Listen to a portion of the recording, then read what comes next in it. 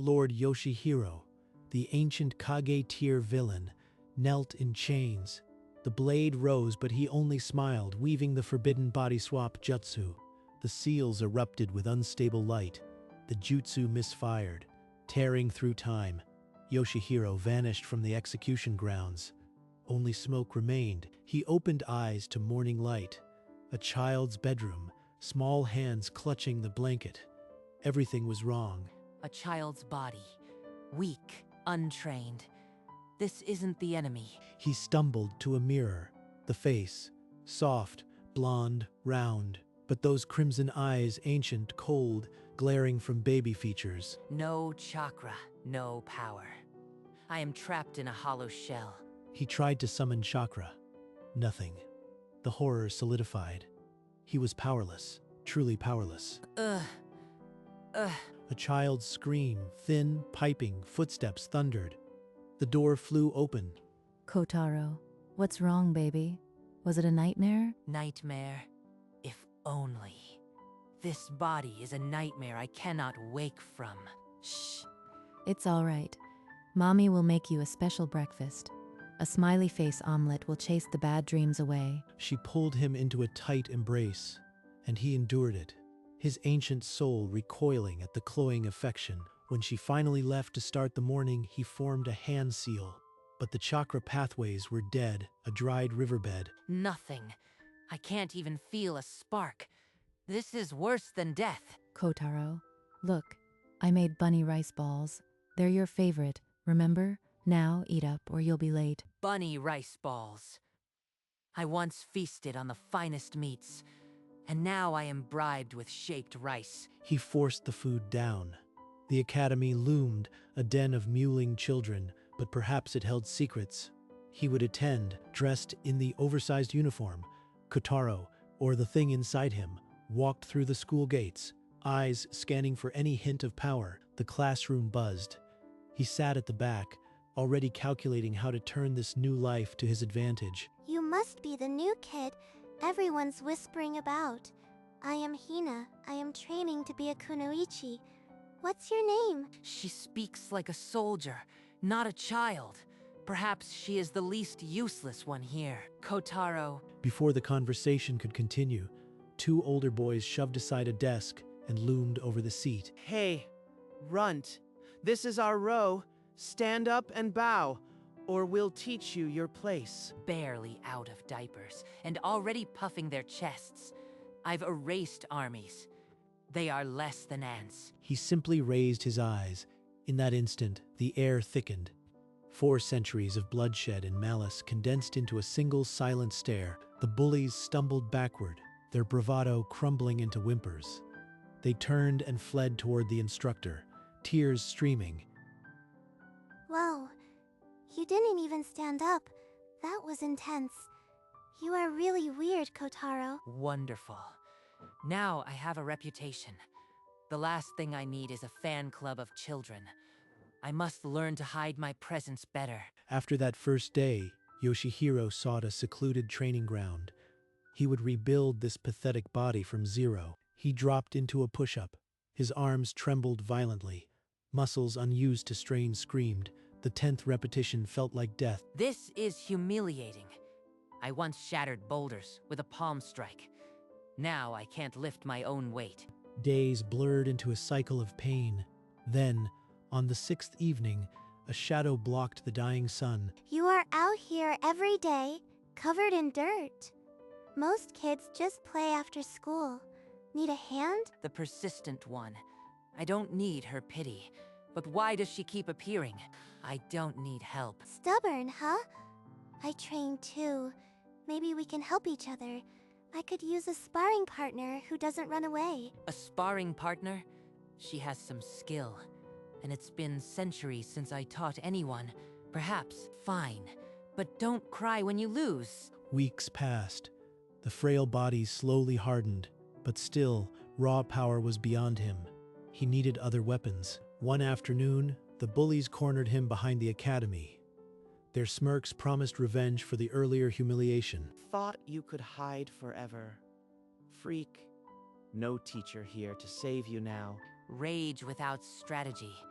I once manipulated armies with a whisper. These children are playthings. He sidestepped as a hidden tripwire sprang. The lanky one crashed to the dirt. A pebble shot from his sling. The stocky bully's knee buckled. A simple tripwire and a pebble. Centuries of tactical knowledge reduced to playground pranks. Get him! No! Wait! My ankle! It's a trap! The commotion drew a teacher. Kotaro stood innocently as the bullies were scolded for fighting. Yet again, The seed is planted. They'll think twice before challenging me again. as he walked away, murmurs rose from watching students, a mix of fear and grudging admiration. The academy's forest drill turned deadly. A wild boar, foaming at the mouth, burst from the undergrowth. Kotaro, behind you. It charged straight at Hina. Time slowed, and Yoshihiro moved on, pure instinct. He threw himself into the path, shoving her aside. Razor tusks ripped through his shoulder. What foolish impulse seized me? I should have let her fall. Now this body is broken. Your shoulder, it's torn open. Hold on. I'll stop the bleeding. Her hands trembled as she worked, but her voice stayed steady. A kunoichi's training overriding fear. A strange heat bloomed in my chest. It was unfamiliar, unwelcome, and yet it quieted something ancient. You could have died. Why risk yourself for someone like me? He had no answer, but as she tied the final knot, the ancient fury that had burned for 4 centuries wavered. That night, the wound throbbed with a deeper ache. A memory surfaced. The jutsu he had perverted could be undone. Yes, the reversal theory. An ancient scroll was said to contain the counter seal. If such a scroll still existed, he would find it. He would return to his true form. The Academy archives held forbidden texts. For days he searched, ignoring his injury. You've been buried in these scrolls for a week. What are you really looking for, Kotaro? She can't know. To her, I am just the strange boy, but her help could speed this search. Nothing that concerns you. But if you must help, search for mentions of the Eternal Return seal. Eternal return? That sounds ominous. Fine. I'll check the older section. Her help paid off. A faded parchment referenced a hidden cave where the original scroll was sealed. Hope, sharp and unfamiliar, lanced through him. Somewhere in this world, a way back existed. The parchment described a cave beyond the eastern ridge. I'll go alone tonight. Alone? Not a chance. I found that clue, so I am coming. The cave mouth yawned like a wound in the cliff. Stale air and ancient dread awaited within. Deep inside, a stone door bore a familiar seal pattern, glowing faintly in the dark. It's carved with those same symbols. A hidden thorn pricked her finger. A single drop of blood fell onto the seal, and the carvings flared crimson. Impossible. That blood awakened the lock. Her bloodline is tied to the seal's creator. The stone door shuddered, opening an inch. Then the cavern groaned. The reaction was violent and unstable. They fled the collapsing tunnel. The scroll remained beyond reach, but the revelation echoed louder than any cave-in. She is the key. Why does fate mock me by weaving her bloodline into my only escape? The village harvest festival bloomed with lanterns. Amid the drums, Hina ascended the stage in a flowing yukata. She moved with a grace he hadn't seen before. A traditional dance passed through her family. The fan unfurled. Crimson silk painted with a crest, twin serpents coiled around a shattered star. Number. That symbol. I carved it into my nightmares for 400 years. Koga Ren, the one I sought to destroy. His blood runs in her veins. The music swelled. Hina smiled, unaware. Every twirl of the fan mocked his very existence. She is the descendant of my most hated enemy, and I saved her life. I bled for her. The killing intent that rose in him was older than this village, familiar and sickening. He crushed it down. The dance ended. Applause erupted, and she curtsied, beaming, right at him. I cannot look at her. Not now. Not knowing. The morning after the festival, A cold wall had risen between them. Kotaro walked past Hina as if she were invisible. Kotaro, wait. I wanted to thank you for coming last night. He didn't slow. Her outstretched hand hung in the empty air, quivering. Why are you avoiding me? Did I do something wrong? Please just talk to me. You are a distraction. I don't need friends. Leave me alone. The words were calculated to wound, and they cut deeper than any blade. Tears spilled down her cheeks. She turned and fled, a sob caught in her throat. Kotaro stood motionless, the ancient hatred now warring with something even older, regret. Why does her pain echo in my chest?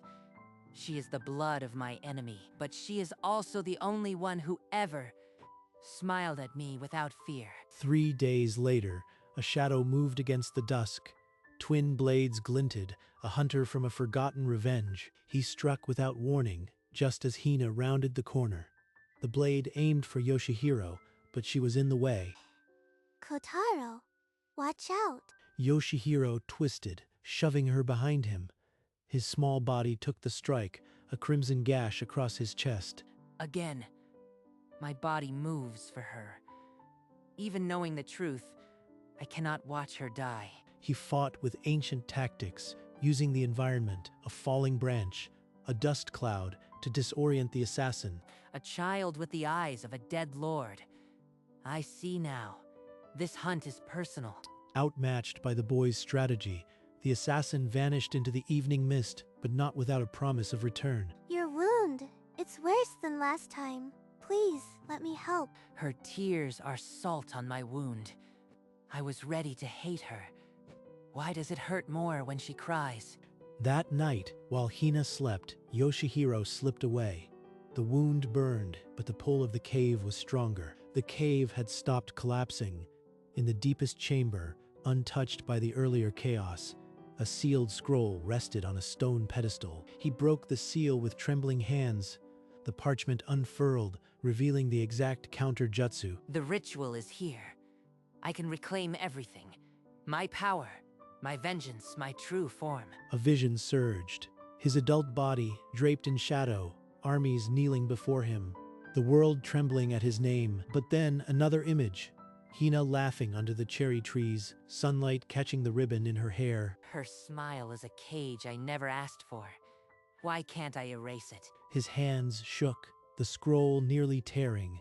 The ancient hatred and the newborn warmth waged war inside him. A voice echoed through the cavern's entrance, urgent and worried. He clutched the scroll to his chest, breath caught as Hina's footsteps approached. He thrust the scroll behind his back as Hina appeared at the chamber entrance, lantern light trembling on her worried face. Kotaro, why are you out here alone? Your wound. It's nothing. I needed air. Go back and rest. She hesitated, then nodded sadly and retreated. The echo of her footsteps faded, leaving him alone with the dreadful text. He reread the scroll, this time absorbing the fine print. The counter seal demanded a price, sever the emotional anchor that bound him to this body. To regain my true form, I must tear out the bond I've woven with her. She would become nothing to me. The scroll showed a vision of the ritual, him restored, powerful, but with a void where any affection once stirred. Against that icy future, a warm memory surfaced. Hina's first clumsy attempt to bandage him, her whispered encouragement. That was the first time in 4 centuries I felt not alone. Can I truly throw that away? He let the scroll roll shut. The choice was a blade poised over his own soul, and he could not yet decide which way to fall. The next afternoon, Kotaro sat beneath the garden tree, the scroll hidden in his lap. Sunlight felt like mockery. Kotaro, you saved me, then shut me out. I deserve to know why. You said you were fine, but your eyes lie. What are you hiding? If I speak, she will hate me. Or pity me. Which is worse. I owe you nothing. Your feelings are not my problem. I won't leave. I know you are not the monster you pretend to be. His hand clamped on the scroll behind his back. The ancient words buzzed, demanding a choice. One word and this bond vanishes. but it would erase the only warmth I've known. Just leave. Staying will only hurt you more. She fled, sobs swallowed by evening air. He slumped against the tree, the scroll limp. The choice remained unmade, sleepless. He walked through the fading stars to the cliff's edge. The scroll felt heavier than a corpse. 400 years of rage, sealed in this parchment. And yet, the thought of losing her smile is a sharper blade. He knelt in the cold dirt and used his bare hands to dig. The scroll lay beside him, patient and terrible. He placed it in the shallow grave. Just one spark of chakra could activate it. His fingers twitched. This is the path back to who I was. The demon lord who crushed armies. But he never once felt this. He grabbed a handful of soil and let it fall. Then another, each grain a farewell to the ancient hatred. When the last trace was hidden, he pressed his palms to the earth. A single tear dripped onto the fresh mound. The first ray of sunlight struck him, and something ancient within quieted forever. He let the scroll and his former self lie buried. In their place, a strange, fragile hope took root. I will not return. I will stay for her, for this world I never knew existed. My name is Kotaro. He found her at their training ground, sitting alone under the old tree, still puffy-eyed. Kotaro, why are you here? He stopped a few paces away, the distance he'd forced between them for days. I came to say, I am sorry. I was wrong to push you away. You hurt me. Why? Why now? I can't explain everything. But you are the first person who made me want to be more than what I was. She searched his face, finding no trace of the ancient coldness, only a raw sincerity she'd never seen. I always knew you weren't a monster. You were just hurting inside. He reached out and wiped a tear from her cheek, a gesture so gentle it surprised them both. Will you forgive me? Can we start over? Yes, Kotaro. I'd like that. The tender moment shattered. A cold wind swept the training ground, carrying the stench of old blood. From the shadows, the assassin emerged, twin blades drawn, glowing seals pulsing on his forearms. I've tracked the scroll's residual energy. Hand it over. Lord Yoshihiro and the girl might live. Kotaro's small frame moved without hesitation, placing himself as a shield before Hina. There is no scroll. I buried it, destroyed it. Your chase ends here. You insolent worm. Then I'll carve the truth from your flesh and paint the ground with her blood. Kotaro, what did he call you? Who are you really? Not now. Stay behind me and don't move. The assassin lunged. Twin blades sang a death note aimed at Hina. Kotaro twisted, slapping a blade aside with a desperate bare-handed block. No chakra, but I have 4 centuries of combat, and something I refuse to lose. He ducked low, sliding beneath the second slash, and kicked the assassin's knee. Ancient technique channeled through a child's agility. The assassin stumbled. Kotaro seized a fallen branch and used it like a staff, parrying, jabbing, never staying in one place. Enough! You are nothing but a spider dancing in a corner. But the spider had spun a web. He'd led the assassin toward a loose patch of earth, a hidden tripvine from their training. The masked hunter's foot caught. In that split second of imbalance, Kotaro lunged, but at the last instant, the assassin's seal flared. A burst of dark chakra deflected the strike and sent Kotaro crashing backward. The assassin raised his blade over the stunned boy. Then, a rock struck his mask. Hina, trembling but fierce, had thrown it. She bought me 1 breath. That's all I need. Kotaro drove the branch upward between the assassin's ribs.